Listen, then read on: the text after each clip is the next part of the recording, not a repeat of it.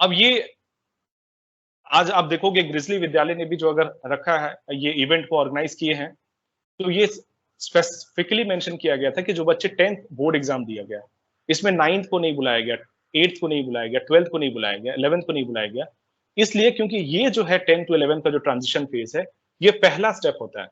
इसके बाद ऐसा नहीं कि इसके बाद आप लोग करियर को चुन नहीं सकते हो, बट वो जो होगा ये काइंड ऑफ होगा कि लाइफ में बैक गियर वाली चीज को लगाने वाली बात होगी, जो होता नहीं है। अब 10 टू 11 ट्रांजिशन को थोड़ा सा एक ब्रीफ में समझते हैं। 10 टू 11 ट्रांजिशन क्या होता है? आप जब फर्स्ट टाइम स्कूल गए होगे, याद करो, आपको तो शायद याद भी नहीं होगा कब आप कितने साल में गए थे, 3 साल, 4 साल, 5 साल, जब भी गए होगे, उस समय सारा फैसला आपके पेरेंट्स ने लिया होगा कि कौन सा स्कूल बेस्ट है। एंड उसके बाद आपको नहीं सोचना था कि 5th में क्या पढ़ना है, 6th में क्या पढ़ना है, क्योंकि वहां पे एक यूनिफॉर्म करिकुलम था, वही पढ़ना था। आफ्टर 10th 11th में आपको डेलिबरेटली ये एक मैकेनिज्म है जिसके जिसके तहत आपको चुनना पड़ेगा। You have to select. Now आप एक बार सोचो कि ये आपको 11th में क्यों चुनना पड़ता है। I'll just give you 5 seconds to think कि 11th में क्यों चुनना पड़ता है। Why there's a need for this selection?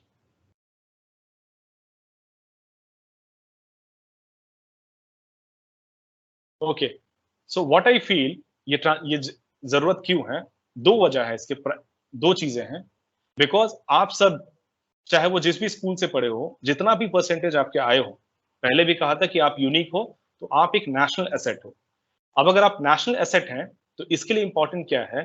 अब नेशनल एसेट का मतलब क्या है? क्या इंडिया को ग्रो करने के लिए सिर्फ और सिर्फ इंजीनियर्स चाहिए, सिर्फ और सिर्फ लॉयर्स चाहिए, या सिर्फ और सिर्फ सीए चाहिए?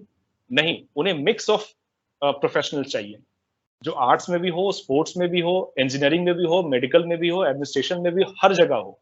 तो इसलिए अब यहाँ से क्या है कि पूरे क्लास को एक ही स्ट्रीम में नेशन नहीं ले सकता है। For that there is a need. Need क्या है कि कुछ 1 लाख इंजीनियर्स हो, 50,000 डॉक्टर्स हो, 10,000 सीएस हो, इतने हमें जरूरत, इतनी हमें नेशन को रिक्वायरमेंट है। That is the first reason. Second reason क्या है?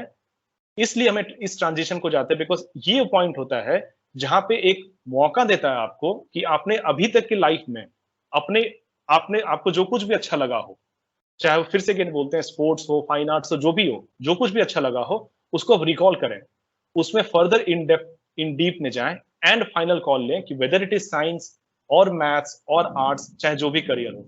सो it is a two way mechanism. One, nation needs, and second, you need to find your interest. Because अगर 1 लाख इंजीनियर्स की रिक्वायरमेंट है और 10 लाख इंजीनियर्स बनते हैं, what will happen to the 9 lakh engineers? वो कहीं ना कहीं फिर से बैंक में जॉब करेंगे, या कहीं ना कहीं और जाके जॉब करेंगे। तो ये इस ये जो बहुत इंपॉर्टेंट पॉइंट है, इसको समझना जरूरी है, that every career is important and every interest is important. ठीक है? So now will talk about each of the streams, because यही आज का मोटो है, आप लोगों को ब्रीफ करना कि 10th के बाद 11th में कौन कौन सा स्ट्रीम्स अवेलेबल है और आपके लिए क्या बेस्ट हो सकता है। Okay, now major streams and subjects you can see here. Generally हम लोग ऐसे ही देखते हैं, science, arts and commerce. But एक चीज मैं क्लियरली बता दूं अपने सभी ऑडियंस को, with the coming of new education policy, अब ये बाउंड्रीज इतनी रिजिड नहीं है, काफी फ्लेक्सिबल हो गई है। ठीक है? इसके बारे में आपको स्कूल में ही बताया गया होगा, स्कूल में भी होपफुली जब आप एडमिशन लोगे तो आपको बताया जाएगा। Now there is a flexible boundary. ठीक है? आप माइनर्स, आप साइंस के स्टूडेंट होकर भी माइनर सब्जेक्ट कुछ इस आर्ट से ले सकते हो, या बहुत सारा मिक्स एंड मैच हो सकता है। ठीक है? So now you can C science में प्राइमरली जो कॉम्बिनेशन हम एक एक काइंड ऑफ है, वो है, एक कॉम्बिनेशन है फिजिक्स केमिस्ट्री मैथ्स, दूसरा जो कॉम्बिनेशन है वो physics chemistry bio. Now because हम लोग अभी यहाँ पे करियर की बात कर रहे हैं, तो करियर में हम इस कॉम्बिनेशन पे फोकस नहीं करते हैं। You have to find out your interest. इसका मतलब क्या हुआ कि अगर आपको साइंस पढ़ना है और उसमें से एक एक साल पढ़ने के बाद, या इवन अभी आपको लगता है कि मुझे सिर्फ और सिर्फ मैथ्स में इंटरेस्ट है, you can have your career just by pursuing one subject, that is maths. या आपको लगता है कि नहीं, मुझे हिस्ट्री बहुत पसंद है, आपके साथ मजबूरी हो सकती है 12th में कि आपको 5 सब्जेक्ट पढ़ना पड़ेगा, but just by focusing on one subject history, you can have your career. That is one way, ये एक तरीका है। दूसरा तरीका है कि आपको पूरे उस जो कॉम्बिनेशन पैकेज है उसमें इंटरेस्ट आ रहा है, तो उसमें भी आप करियर बना सकते हो। For example physics chemistry maths तीनों ही पढ़ने में अच्छा लग रहा है तो आप इंजीनियरिंग जैसे करियर में जा सकते हो। फिजिक्स केमिस्ट्री बायो जैसे में इंटरेस्ट आ रहा है तो आप डॉक्टर जैसे करियर में जा सकते हो। ठीक है, interesting thing physics chemistry maths physics chemistry bio के बारे में मोस्ट ऑफ द स्टूडेंट्स को पता होता है, बट मुझे लगता है कि जहां पे थोड़ी सी नॉलेज की कमी जो होती है स्टूडेंट्स जहां फेस करते हैं वो आर्ट्स के सेक्शन में, बिकॉज ये एक सेक्शन है जहां पे ज्यादातर स्टूडेंट्स इसको नेग्लेक्ट करते हैं या फिर उन्हें लगता है कि यहाँ पे कोई करियर नहीं है।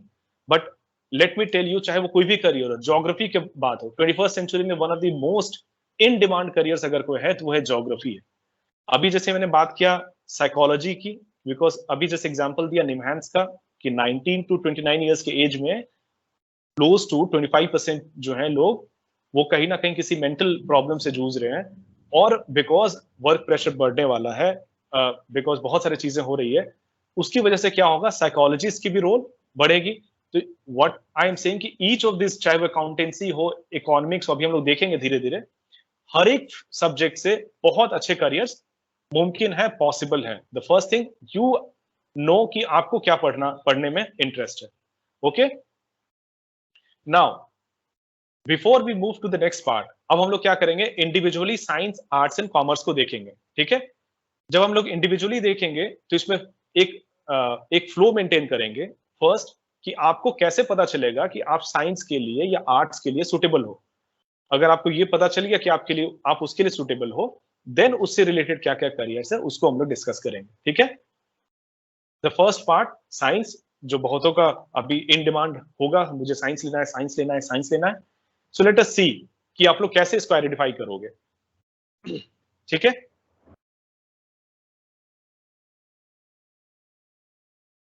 Okay sir, Rajeev sir, Yes, sir. Sir everything Yeah. Clear so far sir? Yeah, each and everything is. Okay sir, thank you sir. Okay, तो जस्ट हम लोगों ने जो हमारी टीम थी, हम लोग आपस में बैठे कि क्या ऐसा एग्जांपल लिया जाए जिससे स्टूडेंट्स को at least bare minimum, of course ये राइट सबसे मोस्ट ऑप्टिमल तरीका तो नहीं है, लेकिन एक थोड़ा सा ओवरव्यू हम लोग दे सकते हैं कि आपको कैसे पता चलेगा कि अब साइंस आपके लिए बना है या नहीं है। बिकॉज देखो, इसमें ये चीज समझना इंपॉर्टेंट है कि मुझे जिस तरह से साइंस को पढ़ना चाहिए, अगर मैं वैसे नहीं पढ़ता हूं, साइंस का कैरेक्टर चेंज नहीं होगा। Only thing that is going to take place is कि मैं उस केस में साइंस को चुन के अपना करियर को वेस्ट करूंगा। So what is the character of science, ये साइंस का कैरेक्टर होता क्या है। एक छोटा सा एग्जांपल ले लेते हैं। अब यहाँ पे आप लोग आपस में क्वेश्चन करना, मैं यहाँ पूरे मैकेनिज्म को एक्सप्लेन नहीं करूंगा। ठीक है, आपने एक मूविंग कार को देखा होगा, कार बाइसाइकिल जो भी देखा होगा। आप ये देखो, ये जो टचिंग पॉइंट है टायर का, अगर कार को आगे की ओर मूव करनी है, ये टचिंग पॉइंट किधर मूव करता है? You all can please answer in your message. If I am audible और चीजें क्लियर है तो you can answer in the message. ये पार्ट किधर मूव करता है अगर कार आगे बढ़ रही है तो?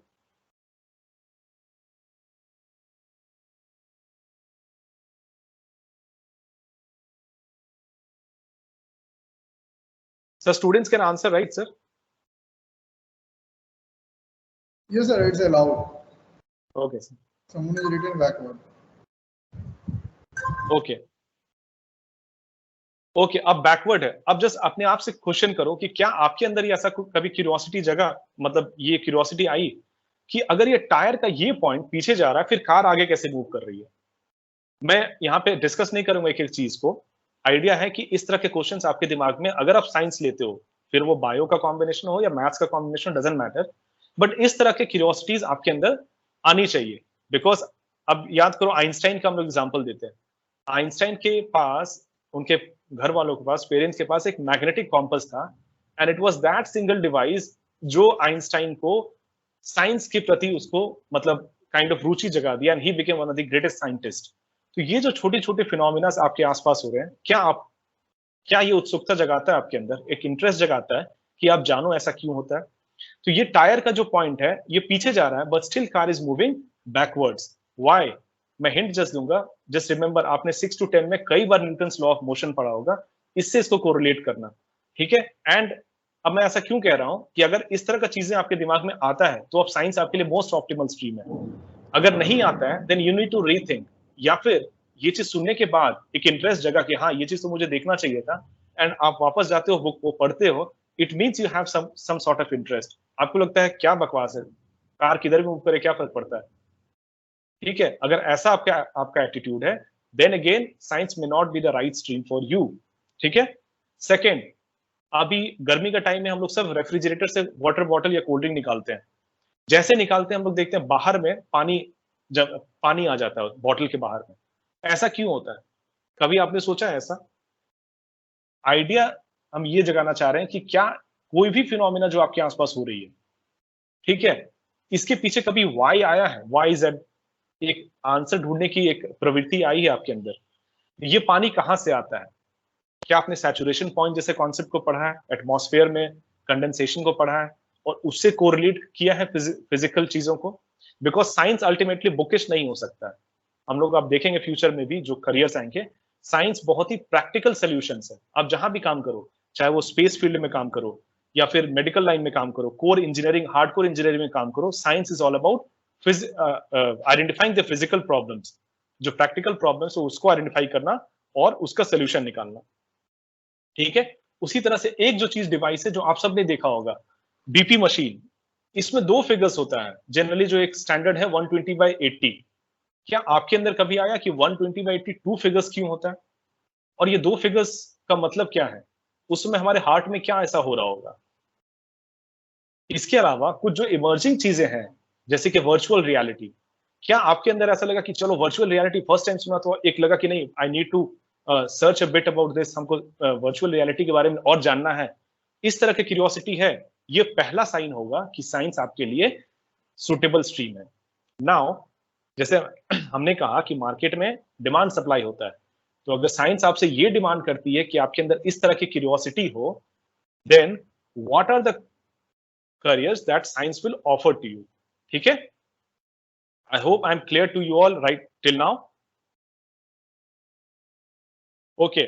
So अब careers क्या क्या suitable हो सकता है, यहाँ पे हमने बहुत ही ब्रॉड लेवल पे लिया है, क्योंकि ये पॉसिबल नहीं है कि हम लोग उस माइन्यूट लेवल पे चीजों को ले जाए।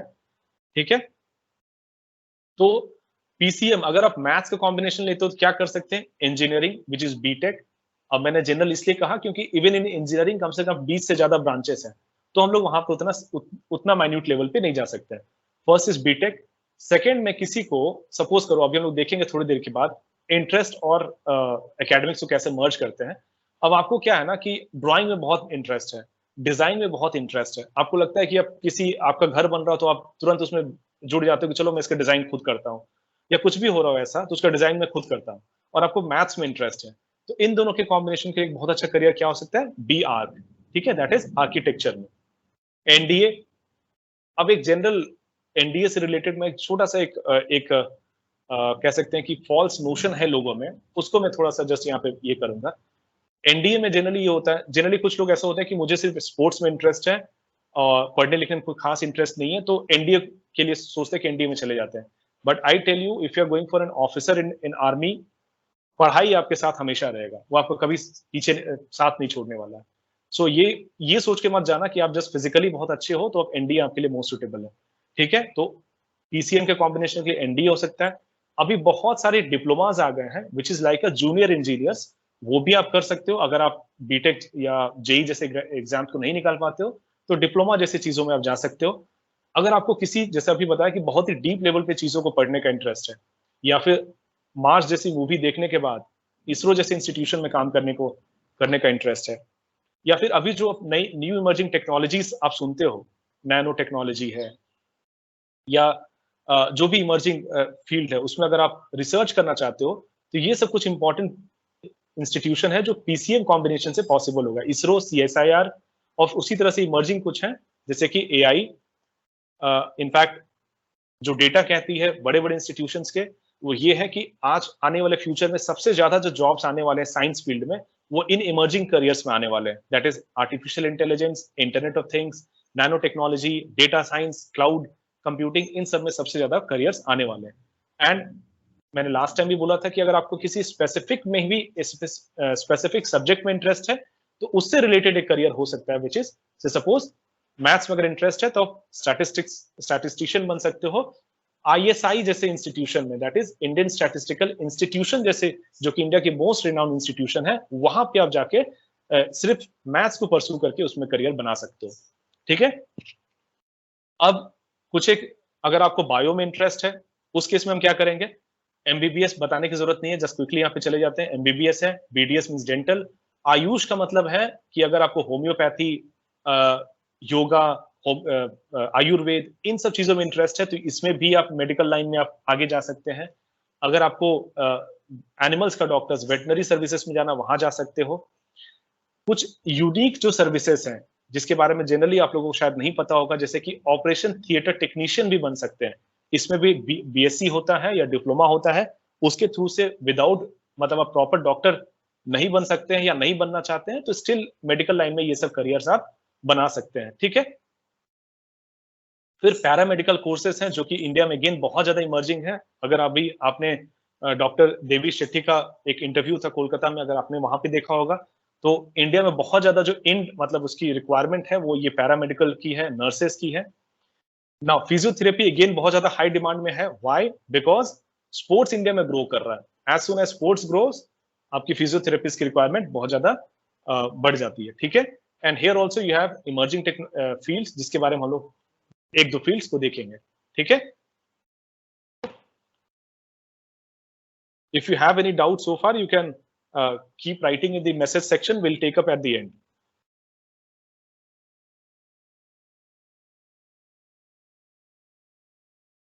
Okay, so हमने एक ब्रॉड ओवरव्यू दिया है करियर्स को साइंस के फील्ड में।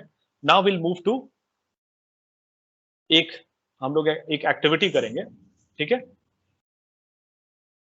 ये चीज आप लोग स्क्रीन पे देख रहे होगे। All the students 10 to 11th identify करने की कोशिश करो, या फिर ये सोचो कि क्या इस टाइप की चीजें, इस टाइप का अगर अरेंजमेंट में आपको काम करने का मौका मिले, विल यू बी हैप्पी? आपको मजा आएगा यहाँ पे कि हाँ हमको यही सब चीजें पसंद है। यहाँ पे क्या आप देख रहे हो कि बहुत सारे डिवाइसेस जो हैं वो इंटरनेट के थ्रू से कनेक्टेड है।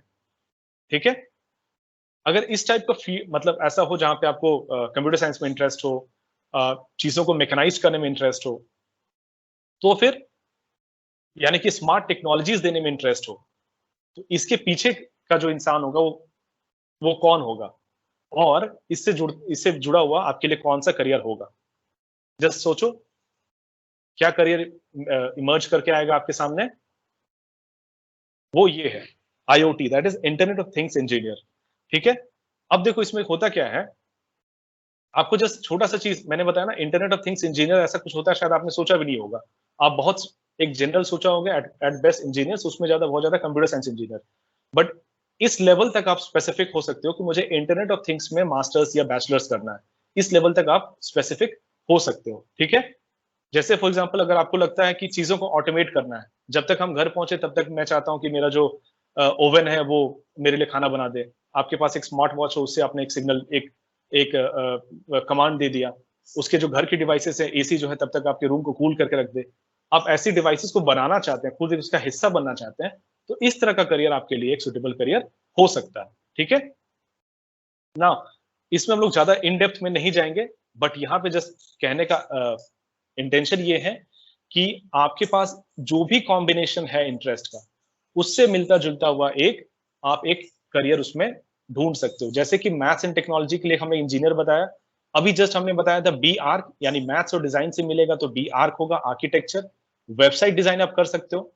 ठीक है, अगर आप मैथ्स पसंद है और आपको, अगर आप एक समय के लिए ऐसा सोचते हो कि मेरे पास कुछ भी चीज आएगा मैं उसको मार्केट में बेच सकता हूँ, ठीक है, और आपका मैथ्स बहुत अच्छा है, आप डिजिटल मार्केटिंग जैसे करियर में अपना फ्यूचर देख सकते हो। ठीक है, फिर अभी जैसे बताया डिफेंस का, एनडीए का, तो इसका आप चाहो तो एक स्क्रीनशॉट ले सकते हो, जैसे फोटो ले सकते हो, और ऐसे मतलब इंटरेस्ट पे आप लोग फर्दर एक थोड़ा सा अपने आप को एक टाइम देना और सोचना कि क्या इस टाइप का आपके अंदर इंटरेस्ट है। अभी हम लोग ढेर सारा कॉम्बिनेशन देखेंगे और आप लोग एक बार जरूर इस पे होमवर्क करना। ठीक है, बहुत ही ज्यादा जो इमर्जिंग है वो है मैथ्स प्लस डेटा। अगर डेटा से बहुत ज्यादा प्यार है, आपने सुना होगा क्या है वो, डेटा साइंटिस्ट है। ये डेटा साइंटिस्ट करता क्या है, आज हर एक के घर में इंटरनेट है, हर एक के घर में डिवाइसेस हैं, स्मार्टफोन्स है, लैपटॉप्स है, यानी आपसे हर मिनट हर सेकंड किसी ना किसी फॉर्म का डेटा लिया जा रहा है। वो डेटा को एक्यूमुलेट करना, उसको यूजफुल में कन्वर्ट करना, ये डेटा साइंटिस्ट काम करेगा, उसको कहाँ पे यूज करना है, ये डेटा साइंटिस्ट का काम होता है। ठीक है, नाउ हमने अभी तक मैथ्स का देखा, बट साइंस में मैथ्स ही नहीं है, दूसरा एक और है, वो है बायोलॉजी। ठीक है, तो एक जो है, अगर आपको बायोलॉजी में इंटरेस्ट है और आपको कोर मैथ्स पसंद नहीं है, बट थोड़ा बहुत स्टैटिस्टिक्स आपको पसंद था, ठीक है, और साथ ही साथ आपको कंप्यूटर साइंस भी बहुत पसंद है, ठीक है, इस तीन कॉम्बिनेशन के साथ अगर आपके ये तीन इंटरेस्ट है, तो इन तीन कॉम्बिनेशन के साथ भी एक करियर आप बायोलॉजी में जा सकते हो। आपको जरूरी नहीं कि एमबीबीएस करके एमडी करके डॉक्टर ही बनना है, ठीक है, प्रॉपर डॉक्टर ही बनना है।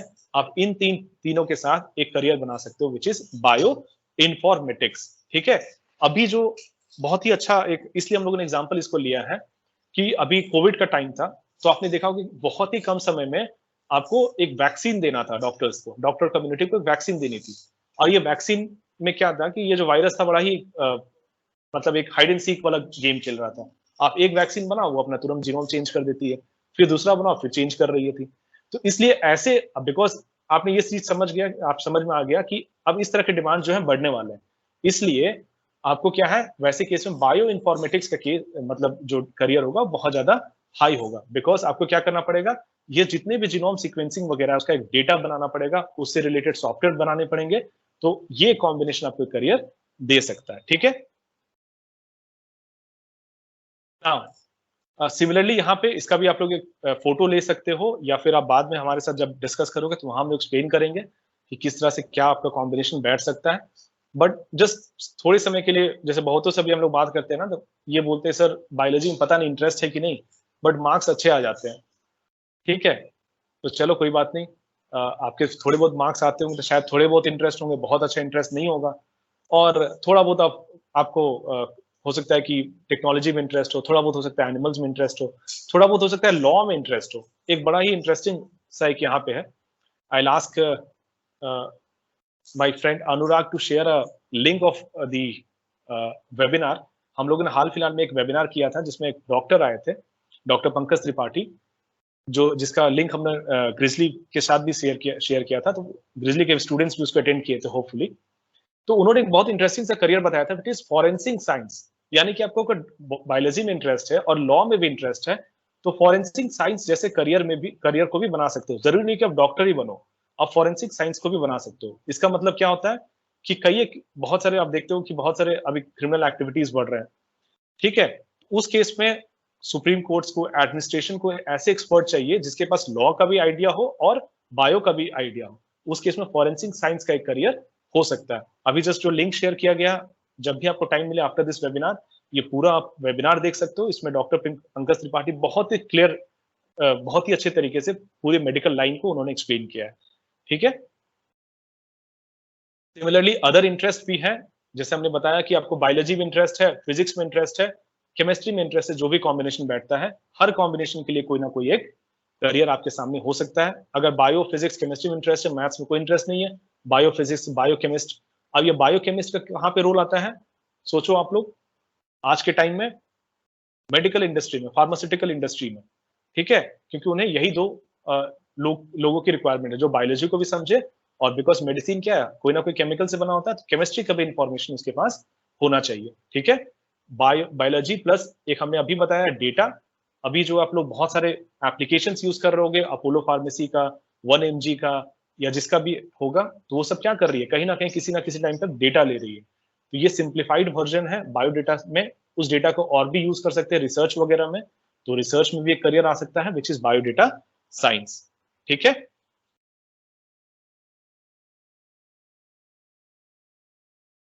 am I clear sir so far, Rajiv sir? Yes, sir. Is my speed okay, or I'm going a bit fast? No, it's okay, sir. It's okay. Okay sir, thank you sir. So now, because grizzly management की तरफ से ये बताया गया था कि बच्चों को एक ओवरव्यू अच्छे तरीके से दिया जाए, ताकि उन्हें सिर्फ करियर के बारे में नहीं, उसको कैसे परसू करना है उसके बारे में भी थोड़ा सा आइडिया दिया जाए। तो इसीलिए हम लोगों ने छोटा सा एक और स्लाइड हमने इंक्लूड किया है, विच इज इंपॉर्टेंट एग्जाम्स। ठीक है, जेई, नीट एंड एनडीए, हम लोग एक एक स्ट्रीम को पिकअप करेंगे। पहला जो स्ट्रीम था साइंस, उसके लिए हम लोगों ने ये 3 मेजर एग्जाम्स हम लोगों ने सिलेक्ट किया है, जेई, नीट और एनडीए का एग्जाम। यहाँ पे फिर से एक ब्लैंक स्लाइड हम ले रहे हैं, जेई में आप देखोगे, सॉरी, जेई में आप देखोगे तो आपको पता है कि ये फिजिक्स, केमिस्ट्री, मैथ्स का कॉम्बिनेशन है। इसमें 2 लेवल में होगा। सबसे पहले मेंस है, ठीक है। मेंस के बाद आपके पास जेई एडवांस होगा, ठीक है। पिछले साल तक मेंस में एक अटेम्प्ट में 4 बार आपको अलाउ किया गया था, इस बार आई थिंक 2 कर दिया गया है। तो 2 में से जो बेस्ट होगा उसमें कट ऑफ होगा, उस कट ऑफ के बेसिस पे आपको एडवांस देने मिलेगा, और एडवांस के बाद फाइनल आपकी रैंकिंग होगी, उस रैंकिंग के बेसिस पे आपकी आईआईटीज में एडमिशन होंगे, ठीक है, ठीक है। और रेस्ट जो है एनआईटी जैसे इंस्टीट्यूशन में, वहां पे मेंस के रैंकिंग पे बेसिस पे आपकी एडमिशन होंगे, ठीक है। जहां तक एग्जाम पैटर्न की बात करें तो फिजिक्स, केमिस्ट्री, मैथ्स तीनों इक्वल वेटेज होता है इसमें, और सिंपली ये रिटन एग्जाम है, इसमें कोई इंटरव्यू एज सच अभी तक फिलहाल नहीं है, ठीक है। दूसरा जो एग्जाम है वो है नीट का एग्जाम, ठीक है। Please, I am sorry for my handwriting, bear with me. Now NEET का एग्जाम अगेन, अब यहाँ पे क्या है, फिजिक्स, केमिस्ट्री, बायो का कॉम्बिनेशन है। ये भी वन टाइम मतलब 1 लेवल एग्जाम है, pen and paper based exam है। यहाँ पे वेटेज जो है वो कुछ आई थिंक 180 मार्क्स का ये होता है, 180 मार्क्स का केमिस्ट्री है, एंड 320 मार्क्स का, सॉरी 360 मार्क्स का बायोलॉजी है। टोटल जो है 720 मार्क्स के एग्जाम्स होते हैं, ठीक है। और डेफिनेटली यू कैन सी कि आपको सबसे ज्यादा वेटेज अगर बायोलॉजी में, तो सबसे ज्यादा फोकस भी बायोलॉजी में करना पड़ेगा। और 600 प्लस मिनिमम चाहिए, 650 प्लस हो तो ज्यादा बेटर चांस है। एम्स जैसे इंस्टीट्यूशन में जाने के लिए आई थिंक 700 प्लस के ज्यादा होना चाहिए, 700 या उसके अराउंड होना चाहिए, तब कोई चांस बनता है कि आप एम्स जैसे इंस्टीट्यूशन में जा सकते हो, ठीक है। इसके करियर काउंसलिंग का भी एक प्रोसेस है, बट उसमें हम लोग नहीं जाएंगे कि किस तरह से आपको सीट्स मिलते हैं, वो एक अलग ही टॉपिक है, फिर कभी उस पर डिस्कशन हम लोग करेंगे, ठीक है। थर्ड जो एग्जाम है वो है एनडीए का एग्जाम है। एनडीए के एग्जाम में प्राइमरली 2 पेपर्स होते हैं, एक आपका मैथ्स का पेपर है, दूसरा है जनरल स्टडीज का पेपर, ठीक है, ठीक है। एंड देन इसमें मार्किंग स्कीम आई थिंक ये 1 है तो ये 2 होगा, इस तरह से शायद ये कॉम्बिनेशन है। जनरल स्टडीज में जो आपसे पूछा जाएगा वो है फिजिक्स, केमिस्ट्री, ज्योग्राफी, हिस्ट्री, कुछ करंट अफेयर्स, इस तरह से होगा। एंड आफ्टर रिटन एग्जाम्स, ये रिटन एग्जाम्स यहाँ पे अल्टीमेट नहीं होता है, इसके कुछ आपके टेस्ट इंटरव्यूज भी होते हैं, and finally you get to become that Indian army और वॉट एवर दैट इज, ठीक है। तो ये 3 लेवल के एग्जाम्स होते हैं, ठीक है। और भी एग्जाम्स हैं, but again you can understand कि हमारे पास लिमिटेड टाइम के अकॉर्डिंग हम लोग सभी एग्जाम्स को डिस्कस नहीं कर सकते हैं, तो ये ब्रॉड ओवरव्यू हम लोगों ने दे दिया है, ठीक है। So after this we'll move to the next stream, which is again very interesting. I'll just take a